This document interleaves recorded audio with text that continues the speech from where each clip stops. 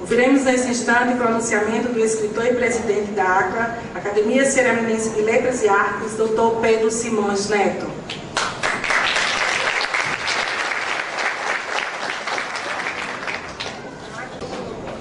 Em nome das autoridades aqui presentes, eu saúdo o meu magnífico reitor e amigo Diógenes da Cunha Lima.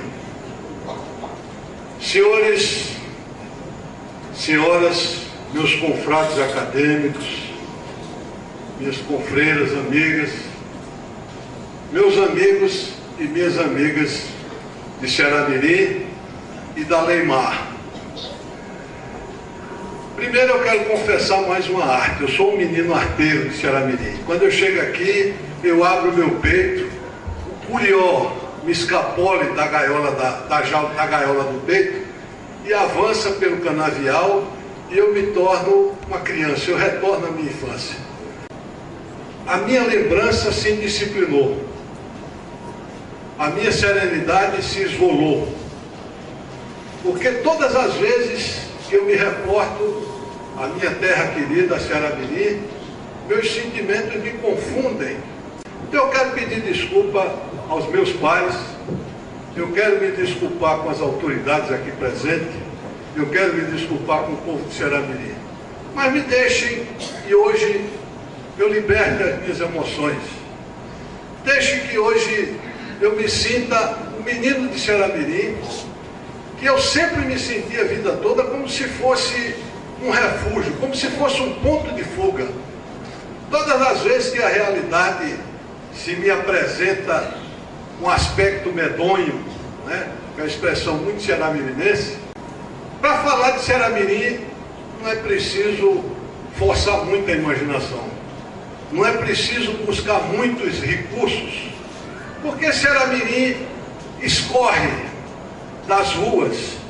A memória de Ceará-Mirim, a história de Ceará-Mirim é um rio que anda, é um caminho que anda aqui, né? Basta que a gente vá às ruas que foram pavimentadas com pedra amarroada ou com pedra polida, e a gente anda passo ante passo, e a cada passo nós vamos divisando um ano a menos na história da cidade, até chegar à nossa infância, até chegar às origens, às raízes de Ceará-Mirim. Ceará-Mirim é ela própria, a cidade, um repositório de emoções, de história, de tradição. A tradição escorre aqui das casas imperiais da cidade, das casas grandes e dos engenhos em ruínas, escorre das ruas, escorre do vale, esse vale verde que é um panegírico, esse vale verde que é uma sinfonia, que é uma obra de arte.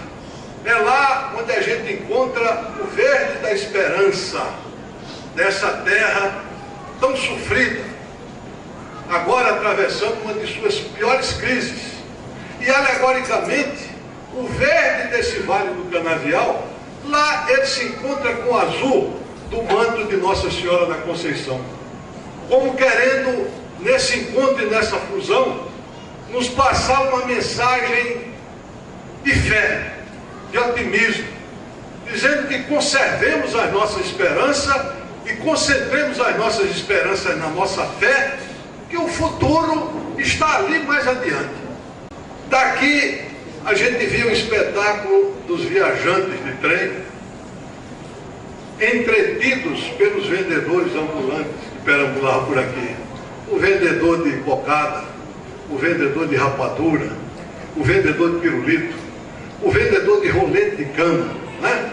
E bolos e etc. e coisas mais. Pois bem, aqui nessa estação, nesse local onde nós estamos agora, mais adiante, bem mais adiante, eu poderia dizer que Ceará-Mirim nasceu aqui. Mais adiante se encontrava encravada a cruz, que nos anos, segundo o historiador Franklin Marinho, que nos anos de 1935, em torno de 35, foi transportada lá para a rua que hoje propriamente é chamada de Rua da Cruz, e foi o marco inicial da cidade, nesta rua aqui. Era aqui nessa rua quase na esquina, não necessariamente de frente para cá, mas na esquina, onde morava o mágico Chico Horácio, que tinha um caminhão de 8 baixos, que nem o fole do pai de Luiz Gonzaga, né? E nesses 8 foles, nessas 8 buzinas, ele acordava e encantava a cidade interpretando Asa Branca, né? Ainda aqui nessa rua morava Abel Antunes Pereira e Dona Áurea Pacheco Pereira, pai e mãe da minha querida amiga de infância, Lúcia Helena. Aqui também morava Ari Pacheco, numa casinha de sobrado que parecia uma casinha de criança, pai da minha amiga Guilhermina, que me prometeu vir, não sei se veio, mas uma querida amiga Guilhermina. Tá, pronto.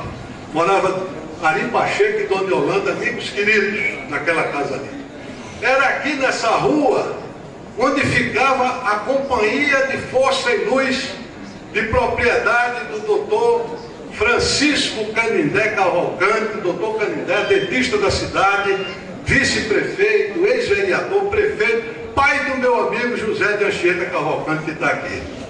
Então, essa é uma das ruas de Ceará-Mirim, para que se veja o encantamento, o sortilégio, a riqueza que é esse município. Eu estou pegando ao acaso, coincidentemente, uma rua que nós estamos divisando aqui. É esta rua, esta rua é Ceará-Mirim. E se eu pudesse, eu mandava ladrilhar, para que todos os meus amigos, todas as minhas lembranças pudessem passar.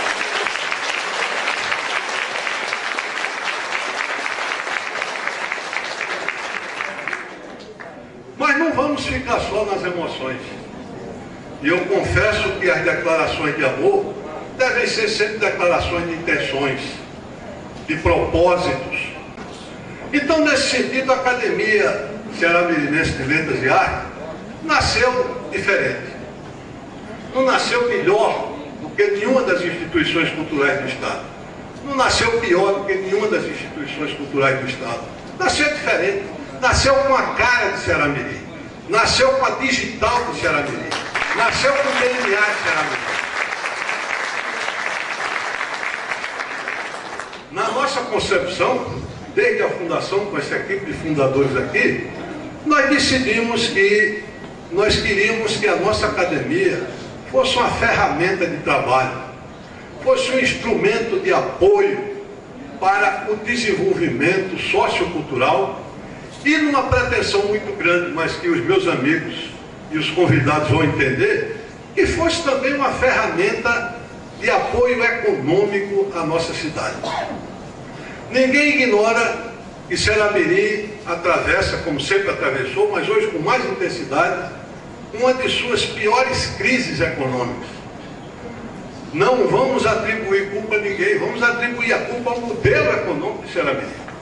Ceará-Mirim tem um modelo já condenado, ultrapassado, da monocultura canavieira, segundo o qual todo o sistema, todo o município depende do desempenho da indústria de açúcar. Se a indústria de açúcar, né, não tiver um bom desempenho, um bom resultado, todo município se ressente. O maior município do estado é Natal, que tem a primeira arrecadação do estado. O segundo maior município é Mossoró, tem a segunda maior arrecadação do estado. O terceiro é Parnamirim, tem a terceira maior arrecadação do estado. O quarto é São Gonçalo, tem a quarta maior arrecadação do estado. Quinto é Ceará-Mirim e tem a 19ª arrecadação do estado. Se isso não é indicativo de uma crise, de uma ruptura no modelo econômico, outra coisa não pode ser. Agora, o que é que podemos fazer nós, doutor Diógenes da Cunha Lima, intelectuais, escritores, pessoas que muitas vezes são colocados pelas próprias circunstâncias a abstrair até o mundo real, né? Para humilhar outros caminhos? O que é que nós podemos fazer para melhorar essa situação?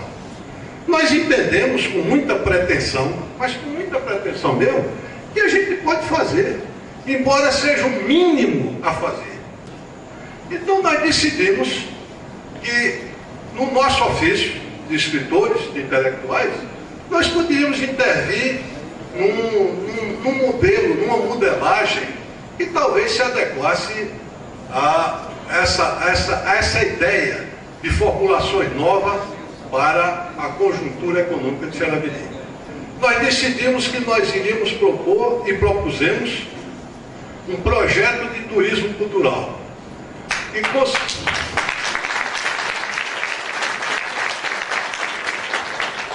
Que consiste em nós estabelecermos em Ceará-Mirim um fluxo de turismo, associando o município ao trade turístico, né, estadual e nacional, agora estimulando aquilo que Ceará-Mirim tem de mais forte, de mais valioso, que é a sua tradição, a sua história, a sua cultura, né? Agora, que isso fosse uma atividade de ano inteiro. É preciso que cada ceará-mirinense seja despertado, e nós vamos fazer questão de bater na porta de cada um deles e insistir num diapasão sobre esse fato, de que cada um de nós, cada um dos ceará-mirinenses, tem atrás de si tradição, história, cultura e honradez. E que é isso que vai fazer com que cada um de nós, que às vezes está desesperançado pela crise, desesperançado pela dificuldade que vem atravessando, de repente encontre dentro de si autoestima. Autoestima capaz de levá-lo à esperança e a esperança capaz de levá-lo a um futuro melhor para essa cidade. É isso que eu queria dizer. Muito obrigado pela paciência.